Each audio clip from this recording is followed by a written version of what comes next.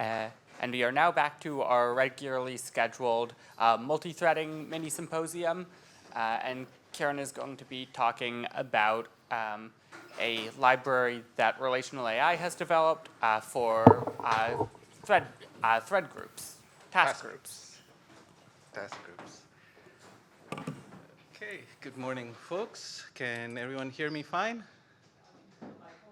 In the back, bring it a little closer. Okay. All right, task groups are essentially reusable worker pools. We use them in RAI's knowledge graph product, which you can think of as, it's basically a server. It's a cloud database, right? So it is a very large application, about 700,000 lines of code. And you can imagine we start and run very large numbers of tasks, and therefore how those tasks run is of great importance to us. So why do we have a package like this? So Julia's current task scheduler, which is biased towards tasks that are created more recently than older tasks. This is not visible in the small scale, but it's visible as your number of tasks grows, and I'll demonstrate that. Now, when you are biased towards more recent tasks, then responsiveness gets severely hindered. So the way the task scheduler works actually gets in the way of our application being responsive and reactive. Additionally, although Julia tasks are pretty lightweight, they still carry some amount of overhead. And if you have hundreds of thousands of tasks, it is kind of costly in memory terms and in scheduling costs.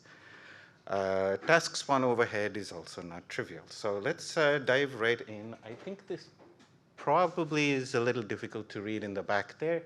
Fortunately, you don't have to read all the details here. This is also in the repository for the package, which we've just uploaded.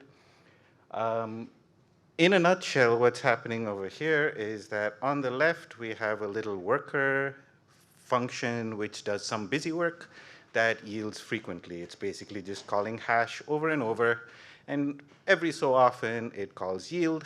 We measure the time difference, and we record that. When the work is complete, we we sample the completion sequence, and we record that as well.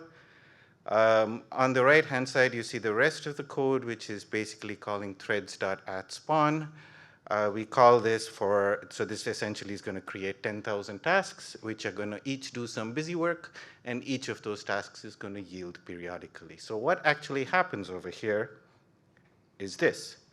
On the x-axis, you have the spawn sequence, and on the y-axis, you have the completion sequence, which means bottom left is your first task. Bottom right is your, on the right is your final task, your 10,000th task. And up or down is where your task completed. And you can kind of clearly see over here that apart from a few exceptions around here, a few things that completed at a reasonable time, your very last tasks are the ones that complete first. And your very first tasks are the ones that complete last. And this is kind of opposite to what you want for responsiveness in a server application. So task groups to the rescue, right? So this is essentially the exact same bit of code. Everything on the left is the same. On the right, we create a task group. We create a synchronization construct for the task group called this job tree join. And then instead of spawning a task for 10,000 tasks, we instead use a task groups method called submitJob, which calls the worker function over there. Apart from that, it is essentially the same. Instead of an @sync block, we call wait on this job tree join, which kind of tells you what the job tree join is. And then we run 10,000 of them as with the same. So here is the spawn to completion plot for using task groups, which is entirely opposite. As you can see, the slope line's the opposite. And the earlier tasks finish sooner, and the later tasks finish later. This is a fairness. Uh, this is fairness that is relevant for us, very important in a server application, because clearly if you have a client or a request that comes into your server application, you want to process the requests in order and not process the most recent request first while the first request waits eternally. Now, it's not perfect. You can see there's many outliers over here. We are kind of working against the task scheduler over here and still managing to accomplish better fairness than you see out of the box, but at the same time, it's not ideal. If you're interested in more about this, I'm giving another talk in about 40 minutes, 30 minutes, which goes into this in far more detail, talking about fairness. But in a nutshell, TaskGroups is what we currently use and originally wrote to try to work around this problem with the scheduler. So how is this actually happening inside? And I'm just going to go over this at a kind of a high level. This is the whole package is 2 files, not very big. You can kind of read the code for documentation. In a nutshell, what's happening here is we're doing admission control. So instead of allowing 10,000 tasks to be spawned at once, we only create a small number of tasks. It defaults to 256, or 4 times the number of threads. The tests we ran were with 4 threads, so there's basically only 16 tasks that are getting created. You can do your own quick and dirty admission control, which actually does help you. If you play with this code a little bit, you'll find that just using a counting semaphore and only allowing tasks in periodically actually improves the fairness that you will see in the schedule. But there are gotchas. Deadlock possibilities and dependencies between tasks make things very complicated. So we have those problems in task groups also. You kind of have to learn your way around it. So the other thing is that we're scheduling what we call jobs, which are nothing but closures on the tasks. We don't spawn a new task and then destroy it for every piece of work. We just schedule jobs on those tasks. Starting a job is much faster. I think an order of magnitude, roughly, is what we measured than starting a task. And obviously, this is only really noticeable that when you get into the tens of thousands of tasks scenario. Of course, as I mentioned, you have to watch out for certain deadlocks, possibilities, a job. If you submit a job and that job starts another job and depends on that job, you can end up deadlocking.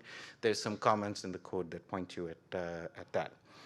So, but with admission control and that fairer task scheduling policy, you can accomplish somewhat a similar result, but this is a kind of a nice, neat abstraction, small package that can be helpful. There are three basic things that are in the package. One is this: there's nothing novel here. Everybody's probably who's done any parallel programming's probably heard of futures or promises, especially if you come out of the ML world. A future is essentially just a deferred computation, and you create a future, give it a computation when you try to sample the result of the. I'm very short on time. So we have the task groups has a futures abstraction built into it, which are used within the task groups. You construct a task group, and when you submit a job to the task group, it returns a future. You sample the future if you need the result right away, but it is probably already completed. This is just a synchronization construct, very similar to AtSync, as I said. All jobs must be submitted with a slight variation on the standard submit job using the job tree join. And really, the code's pretty simple. Go take a look at it, and hopefully it'll be interesting.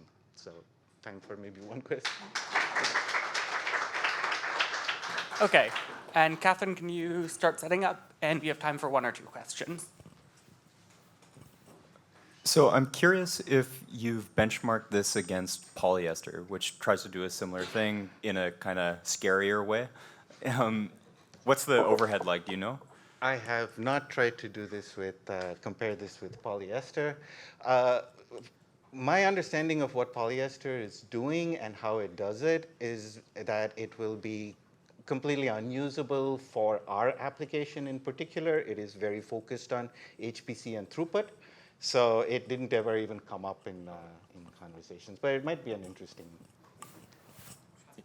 Yeah, polyester basically takes the scheduler hostage, so it doesn't work with other things. I have a question about recursion. So if I have a job that wants to spawn another job, how do do jobs pass in as an argument? Because it's kind of like structured concurrency in some way, but like you get the job pre-join as an argument, or is it like a scope value or some way of getting like, because I want my recursive jobs to participate into my current job hierarchy, basically.